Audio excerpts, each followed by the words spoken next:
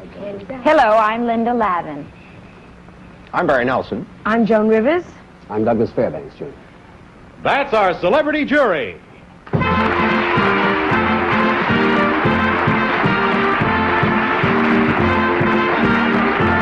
this is Mrs. Billy Siegel of Massapequa, Long Island, who will also make a judgment in the case of the Shapley fraud on What's the Law?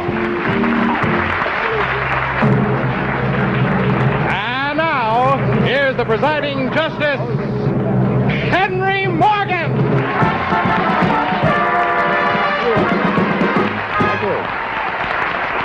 Thank you very much. Thank you. Hello. Welcome to What's the Law? Hi, jury. Hello, Linda, Barry, Joan, Doug. Hello. Have you ever had a brush with the law? You ever been in jail? You ever been in court? Panel? No. You have to answer that? No, I don't have to answer. And a straight opening question. But, we're going to leave time for a possible answer to that, but remember you can incriminate yourself. We're going to ask you to listen to cases actually tried and decided in courts of law. Some of them may sound odd, but they're all based upon true cases from the files. We want to see if you arrive at the same decisions that the court did. There'll be no money or prizes for you, but for each correct decision, a legal aid society in the state of your choice will receive $50. And in each case, we'll ask a member of our studio audience for a verdict and a chance to win some valuable prizes. And we'll be back to hear our first case, the case of the Shapley fraud, right after this message.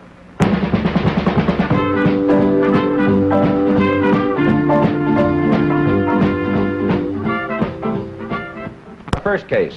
Chet Gould, what are the facts? This is the case of the Shapley fraud. Homer thought that he had married a curvaceous blonde, but on their wedding night, she stepped behind a dressing screen and began tossing out each of her charms: a wig, false eyelashes, false fingernails, padded bra, and false hips. When she reappeared, Homer's wife had a figure that rivaled any scrawny 14-year-old boy. Homer raced to court and demanded an annulment on the grounds of fraud. He said, "I thought I married a work of art only to discover she was a work of construction. Had I known the truth, I'd never have married her." Said his wife to the judge, "Nonsense. A woman has the right to make herself as alluring as possible. That's not fraud, that's battle tactics." If you were the judge, would you free Homer from his shapeless wife? Thanks, Chet. Now, jury, let's think a little bit about this sort of filled-out Twiggy. If this case came to you, how do you think you would have judged? Linda, do you have any thoughts on that? Yes, I would have asked Homer if his middle name were Michelangelo. I mean, what was his interests? Well, is he a sculptor? Is he interested in this lady only because of her body? Did he marry a body? And in that sense, he's got a case.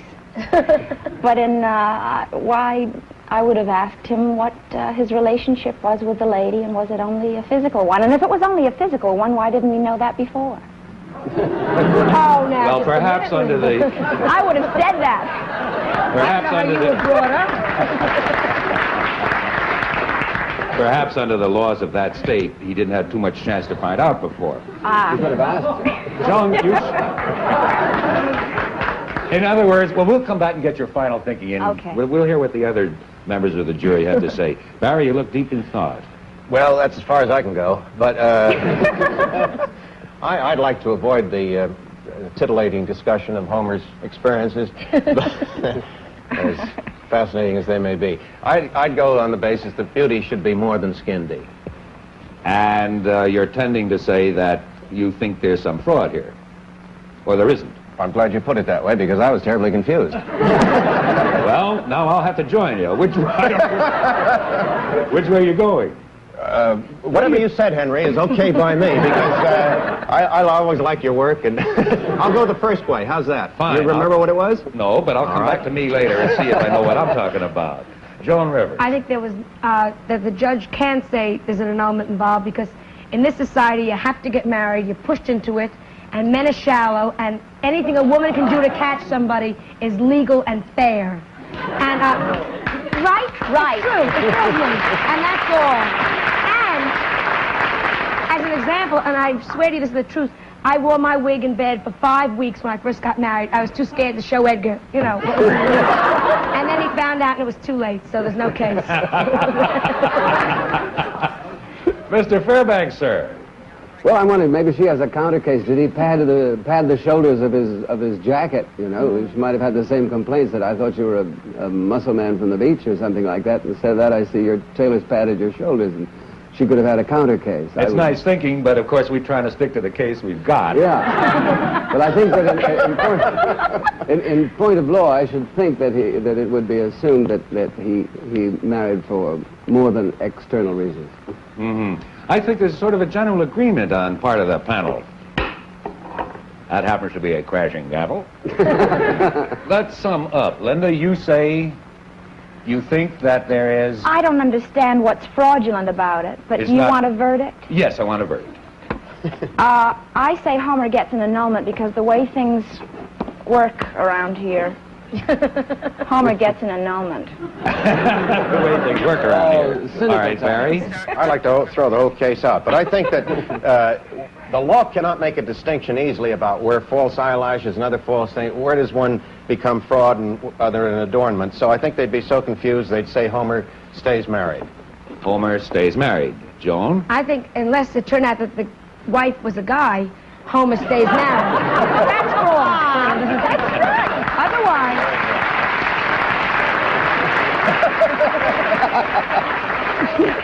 I'm glad you didn't get too legal there. Mr. Fairbanks. Well, I feel sort of like Barry, that you might as well say that lipstick is fraud because lips aren't that color. So there's no end to where you might go. So that he would... Well, now, fine. Linda, you seem to be alone. Yes. The other members of the jury say he stays married and it was not fraud.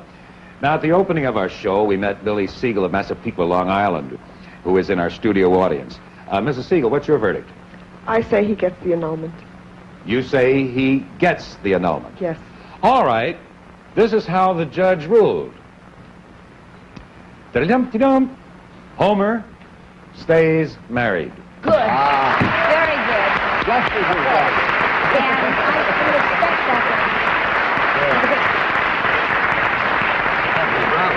that. Now, what happened is this. The judge held that during courtship, a woman need not tell her intended spouse that she used devices or other attachments to improve on nature's work on her face or figure. Now, I have to tell you, and I will pretty often to remind you, we don't know anything about the law. These are real cases, and this one was a case that was tried in an Ohio court of common pleas. And we're just playing a game just to see whether we're as smart or as dumb as that judge was. All right. Mrs. Siegel, you didn't agree with the judge, but for appearing with us on What's the Law, we do have a gift for you, Chet. Yes, Mrs. Siegel, you'll travel in style with brand new luggage. Here's Norma. And she's showing us a lovely three-piece set of Samsonite silhouette luggage. This matching set is in Dover white. It features hidden locks and a lightweight magnesium frame. And it's yours, Billy Siegel, from What's the Law?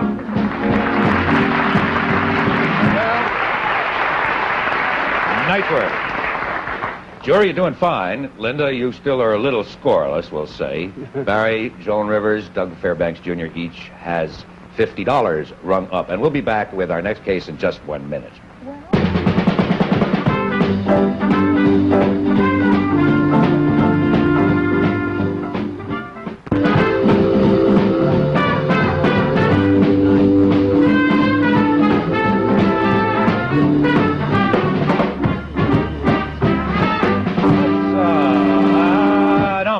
Boom. Let's take a little time out from the law and find out something about our celebrity panel. Linda Lavin, what you been doing? Oh, I'm in a play called Something Different now, the Carl Reiner comedy over at the Court Theater. I know it full well. Saw you. Thought you were marvelous. Very funny play. Thank you, isn't it? Yes, it thank is. You, Henry. Fine Thank evening. you. Barry, the end. You're in rehearsal, I think. No, I've opened in Everything in the Garden, the Edward Albee play, and I'm glad you haven't seen it because I wouldn't like your appraisal, but I know how you like my work, but... As a matter of fact, the Anyway. reviews I read, you got great reviews. Thank you very much. I'm very fond of your work. What are you talking about? I'm your leading fan. Oh, Well, all second. those ugly rumors, I suppose, are... Oh, come on. You know, you're the boyish type. I'm a rotten old man. We're no Let's leave it at competitors. that, Henry. Joan Rivers. I'm still the downstairs, the upstairs forever. I signed a stupid contract. And You're not happy? Oh, dear. A lot of people would love to have a stupid contract. yeah, Of for any kind. $5 a week plus drinks.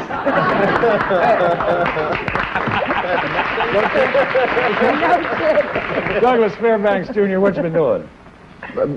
Nothing much. Oh. Welcome to the club. Traveling, just keeping the airlines in business. That's about what I do. Hoping for the best when I get off. All right, jury, here's case number 2. Studio audience, listen carefully. One of you will be asked to give your verdict. This is called the case of the chicken or the eggs. Calvin swiped a hatful of eggs, worth about 50 cents a dozen. As he was running away, he had the ill fortune of running into 2 passing policemen, and at that very moment, the eggs hatched. Now, it sounds ridiculous. This actually happened. Instead of being charged with petty larceny, in accordance with the law and the value of the stolen eggs, he was charged with grand larceny, based on the value of the chickens. He said, I didn't steal any chickens. All I stole was a hatful of eggs worth about a half a buck. You can't say I'm guilty of grand larceny. Maybe he stole eggs, returned the prosecuting attorney, but when we caught him, he had chickens. Now, if you were the judge, would you sentence Calvin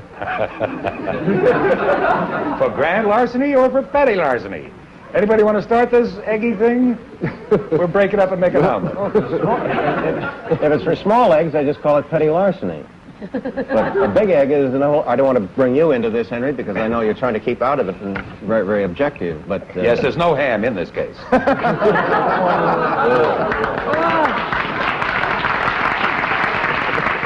Well, thanks, and I'm sorry. Well, the case is, did the man steal eggs or did he steal chickens? If you get any of the eggs on his face, that's another thing. Well, he ended up with egg in his face. Yeah. You have to give it, I guess, a little thought here. It sounds pretty simple. Which came first, the chicken or the... Or the court decision. Sorry about He that. stole eggs, but he was caught with evidence, right? I mean, aren't you caught with evidence? Aren't you? Linda, the way this thing reads is that he was running away, and at the moment he was caught, the eggs hatched. Yeah. So they That's- caught him with chickens. Well, Whatever came out of the eggs, okay. No, really, they caught him with Once again chickens. on this. fella had a half a dollar's worth of eggs as he was running away that he stole. As he was running away, 2 cops stopped him. The eggs started to hatch.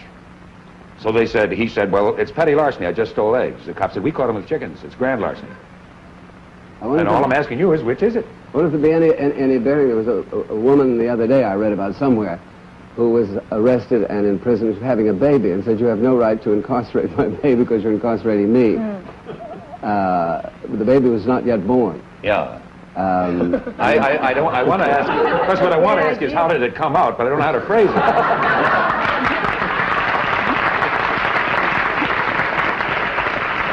I imagine they put her in jail anyway, didn't they? Yeah. And so Let the baby get his own lawyer. Say, we're making great progress with this egg and this is chicken thing. silly. I'm going to have to ask you for a vote. Linda, take a side. You've got Okay. cards there. I say it was petty larceny and eggs because he stole eggs. You say he stole eggs and it's petty larceny. And Yeah. Barry, you say... I think he should be judged on intent, which would make it petty larceny that he stole the eggs. All right, Barry Nelson, Joan Rivers. Yes, I think exactly, because he You've didn't got a mean nice to... little card there. We use it just because it's such a beautiful thing to look at. Little card that you have in front of you? Oh, this one you mean. It's not so gorgeous. And, oh, he's vicious. But Petty larceny. petty larceny, because, again, it's the same thing. There were some kids that stole paintings, and they didn't realize they were Picasso's up in the Bronx. And did you read about this? No. Yeah, and they got theirs. Hey, that's the first I knew they had Picasso's in the Bronx. You've never been to the Bronx. Not to knock the Bronx, but, well, Picasso's international. Mr. Harry Fairbanks. Picasso. Now you want to discuss it. Before, you didn't have anything to say. Petty larceny. Unanimous verdict, yeah. Unanimous. Together. Now, we've chosen from our studio audience a Miss You know what- Diana Rojan. And we'll be back in 60 seconds to ask you your verdict.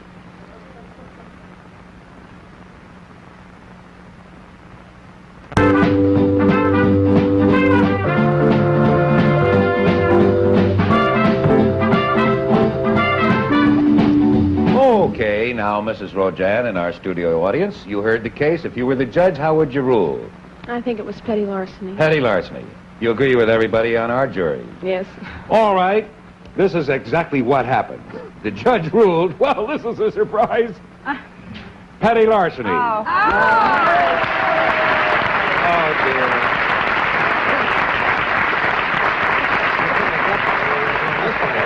Yeah, that's what he decided. Petty larceny. Calvin stole eggs. He was not sentenced for grand larceny. The judge held, as is no surprise to anybody, the value of stolen property is fixed as of the time of the theft. That at the time of the theft, in this case, the value of the property stolen was the value of the eggs and not the value of the subsequently hatched chickens. So, Diana Rojan, you agreed with the judge. Chet, what has Mrs. Rojan won? Mrs. Rojan, you have won 2 beautiful timepieces. His and her watches.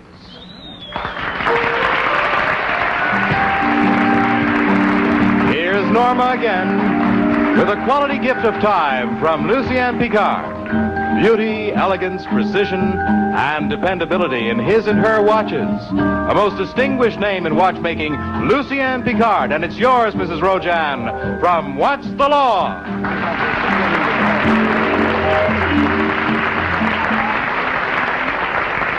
We'll be back in a minute. Okay, let's see how our jury's doing as far as money's concerned. Linda Lavin, you have won Lavin. Lavin. I'm sorry, That's all my right. sight isn't so good. Linda Lavin, $50. If you had 100, I'd know. Barry Nelson and Joan Rivers and Douglas Fairbanks Jr. has each won $100 for the Legal Aid Society. Now, let's hear the next case, Chet. This is the case of the thrifty wife. During the 30 years that Myron was married to Betsy, she had no money or income of her own. Her only job was to take care of the house. One day, Myron was shocked to learn that his wife had purchased 2 income-producing houses. He demanded to know where she got the money to make the purchase. And Betsy refused to offer a word of explanation. Myron judged that he had given her more than $100,000 during their years of marriage to run the household. In court, he stated, "Betsy bought the houses out of household savings, therefore the houses belong to me." If you were the judge, would you rule that the houses purchased by Betsy actually belonged to her husband, Myron? What state did this happen in? What? Oh, you want to know the state first? Yeah. New York. All right, yeah. And it was what our decision is based on. Our decision is the decision of the New York Supreme Court. So, Linda Lavin, now you have all the facts in the state. Do you have any opinion? See, I've never been married, and I don't understand what goes on. I understand a few things about what goes on, but I don't understand a lot of if you save the money that your husband gives you, if that becomes your money, or if it's always his as long as you're married to him. I just don't know. Well, honey, I figure if you keep house and make beds for as many years as she did, then you earn that money. the money belongs to the wife. That the money belongs to the wife. And in this case, the houses belong to her. I would say that the houses belong to her until I hear differently. Yeah, I'm not trying to push you. No, I know that. Because I know that you're a single girl. Right. And you just don't know about this stuff, right? That's right. But that's why you're on the jury. Yes. Barry, do you seem to go along with Linda or not? No, my specialty actually is international law. If I flounder a little, you'll understand. But It's nice to have you with us. I don't know. I think if a girl is given a little mad money, she ought to be able to, do what she wants to it. If she wants to get an Eskimo pie or a house or something like that, it's her business. Okay? It's okay with me if it's okay with you. Sure. See, I don't know international law. Local lady, Joan Rivers. First of all, was it established that how she got the money? Because when, Myron left in the morning, she was free to, have a good time. But, that's his play. Because that's the play you're in now, right? Everything in the garden, Edward Albee, I'm going to get that in. All about that. But, no, I think that once money is given to you, whether it's your household money or your allowance money, it's yours.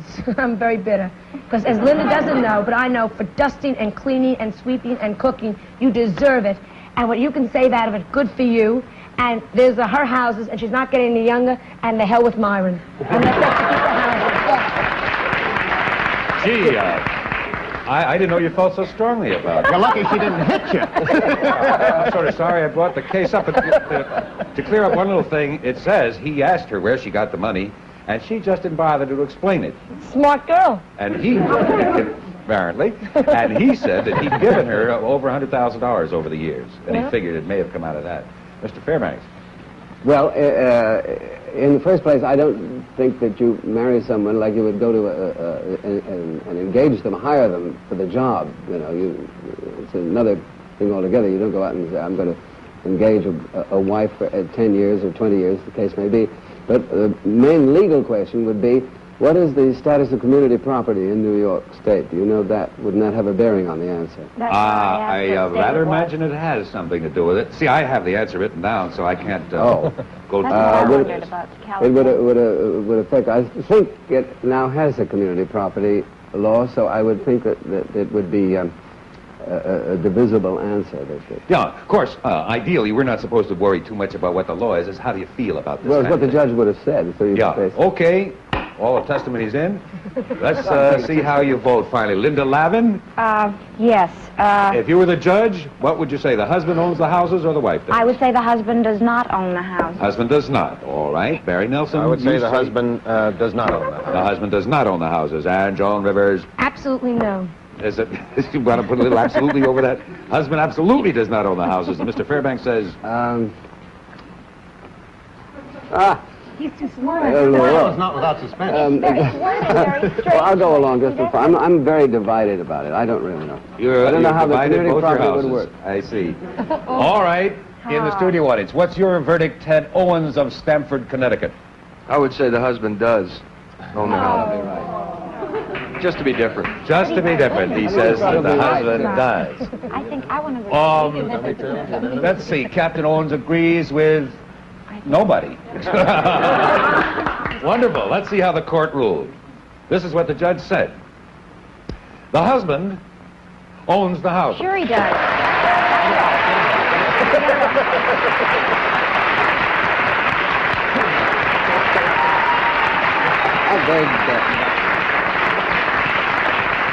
Well, now, this is very interesting because in the verdict, he covers some of the points you brought up. The judge said, money given to a wife to run a household is not a gift, and it's not compensation to her for performing her wifely duties.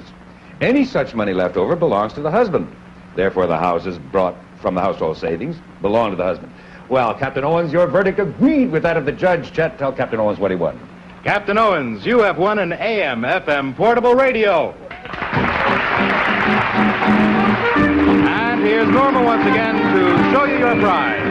From Ross Electronics, it's an AM/FM portable radio with marine and shortwave bands, and some cases fitted with dial lights, a world map, and time zone dial. It's yours, Captain Ted Owens from What's the Law? And we'll be back after this interesting message.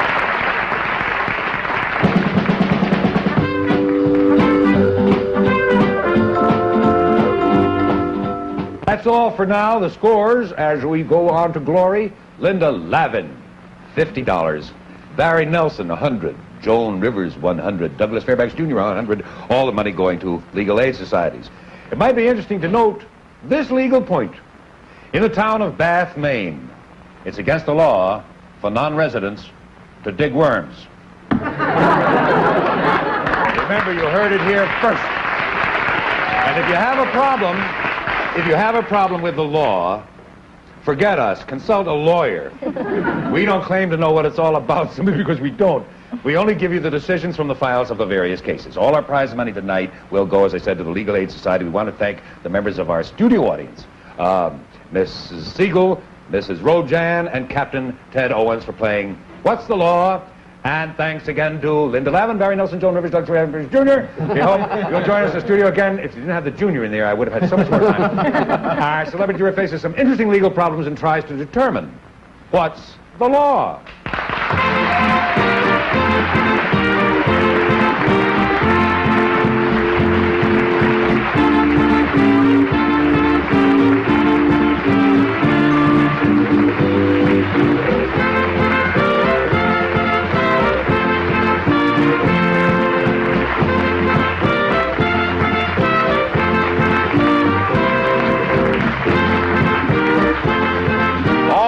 cases have been taken from the syndicated column by Jack Strauss and are all based upon actual cases of law.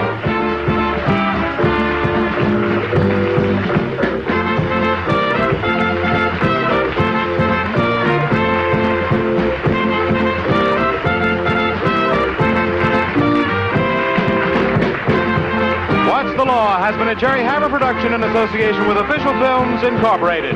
This is Chet Gould speaking.